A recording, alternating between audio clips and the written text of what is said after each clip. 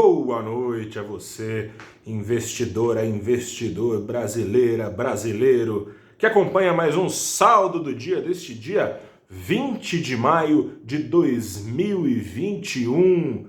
Algumas bolhas, ao que parecem, interromperam o seu murchar pelo mundo. Dessa forma, bolsas americanas voltaram a subir com força, as principais bolsas do mundo, na verdade. Na Europa foi dia de alta também, altas em especial lá nos Estados Unidos, turbinadas especialmente pela recuperação das ações de tecnologia,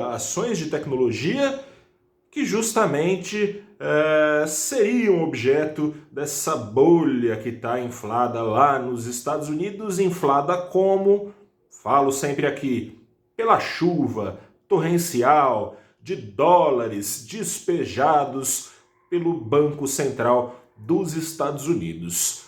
O Bitcoin, que derretia também junto com outros ativos especulativos, mas que nem de perto derreteram tanto quanto derreteu o Bitcoin nas últimas 24 horas, Bitcoin tem passado o dia ali perto da estabilidade, ora um pouquinho para baixo, ora, e na maior parte das horas um pouquinho para cima. Parece que o Fed, o Fed que trouxe emoções, Fed é o Banco Central Americano para você que está aí por fora dos jargões do mercado. O Fed, na sua ata divulgada ontem no meio da tarde, trouxe emoções mistas, né? Trouxe lá alguma calmaria, mas não tanta calmaria.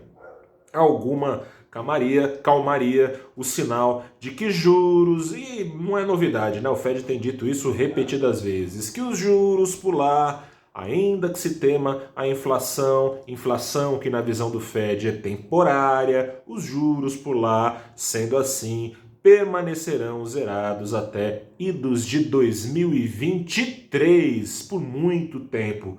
Por isso mesmo, não tendo muito para onde correr, investidores acabaram correndo atrás de descontos. Mas porque foi mista e porque, por exemplo, o Bitcoin talvez não tenha encontrado tanta base de sustentação para subir ainda mais do que caiu, ou pelo menos bastante, aliás, caiu bastante, poderia subir bastante, né? Foi dada uma rodada de desconto bom aí para quem gosta de se aventurar pelas moedas virtuais, pelos criptoativos, né?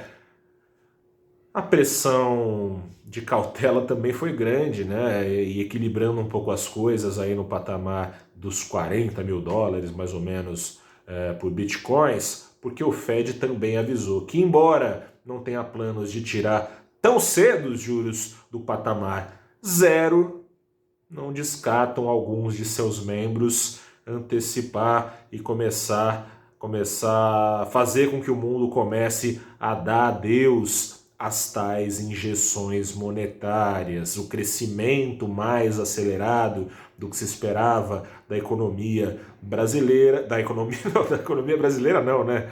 Infelizmente, da economia americana, faria então com que essas injeções de dólares passassem a ser mais desnecessárias e assim gradualmente começassem a diminuir, portanto, murchando aí as bolhas infladas por esses trilhões já que foram despejados em injeções mensais na casa dos 120 bilhões, com B de bola, de dólares feitas, essas injeções por recompra de títulos. Essa calmaria, então, permitiu que as bolsas dos países desenvolvidos fossem erguidas, o Brasil não sendo um país desenvolvido e não contando com uma vasta oferta de ações de tecnologia para chamar de suas, não compartilhou desse momento. Aliás, um fato curioso ali, né?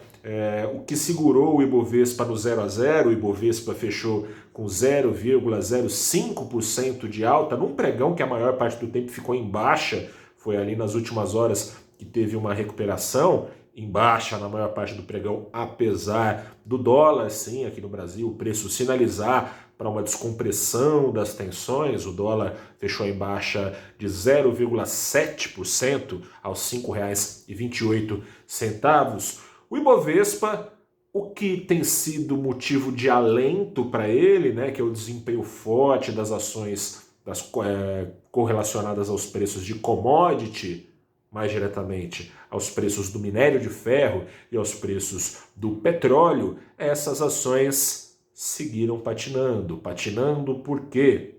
Porque a mini bolha, né? E aí mini bolha, porque tem base sim de sustentação para minério e petróleo subir bastante, essa retomada mundial justifica o ritmo de alta, talvez não na alta tão acelerada pela qual tem passado nas últimas semanas, já mais de mês, as duas commodities. Essas duas enfrentaram um novo dia de correção, né? O minério, em especial, caiu na casa aí dos 2, 3%. Na China, governo chinês metendo a mão, avisando que vai intervir, porque está, subindo demais, é uma coisa especulativa também. Dessa forma, Pequim, ou os rumores de intervenção de Pequim, já por si só bastando para puxar preços para baixo. O petróleo também, movimento curioso aí, nas primeiras horas de negociação lá em Londres, na última terça-feira, o petróleo bateu o maior patamar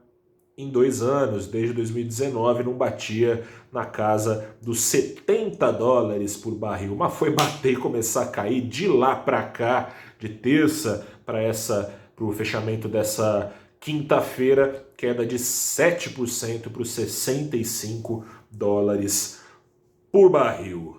No meio disso, Petrobras para baixo, Vale para baixo, empresas de siderurgia para baixo e o Ibovespa, por ter a sua composição muito mais dedicada a commodities que as principais bolsas, o Ibovespa segurado ali no 0 a 0. Curva de juros no Brasil, que ontem embicou para cima acompanhando a curva de juros americana, não deixou de acompanhar a curva de juros americana, diminuiu um pouquinho, bem pouquinho, né, a sua inclinação.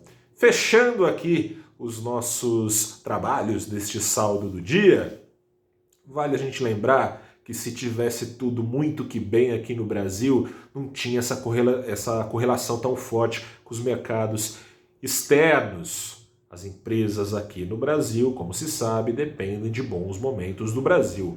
Em muita boa parte de verdade, essas empresas têm andado já nesse processo de retomada, muito independentemente da draga fiscal aqui no Brasil, que não é desprezível. A gente tem um cenário de polarização se colocando diante de nós e se acirrando conforme o relógio, o calendário vão andando. Hoje, por exemplo, para dar aquele desgosto das eleições do ponto de vista do mercado, aquele desgosto, tivemos o presidente Jair Bolsonaro hoje falando aí em aumentar o Bolsa Família, peitando o candidato, né? Candidato, o ex-presidente Lula falou que é candidato para a imprensa francesa, né? Ele não precisava falar, todo mundo já esperava, e as pesquisas aí com ele bem à frente do candidato Bolsonaro no segundo turno, e algumas delas bem à frente no primeiro turno, isso já indicava que ele deve ser o candidato do PT, salvo, bom, Brasil tudo pode mudar, né? Ainda tem tempo para as eleições, por mais que sejam antecipadas, mas deve ser o candidato e polarizando as eleições, presidente e candidato Bolsonaro, peitando o Lula no discurso, falando, por que ele não deu auxílio de R$600 quando era o governo dele por meio do Bolsa Família? Não tinha nem pandemia e o desemprego não estava tão alto, né? De toda forma, Bolsonaro prometeu lá no colégio maior eleitoral do ex-presidente Lula, no Nordeste, que vai aumentar o Bolsa Família. Tava lá Jair Bolsonaro inaugurando ponte, coisa e tal.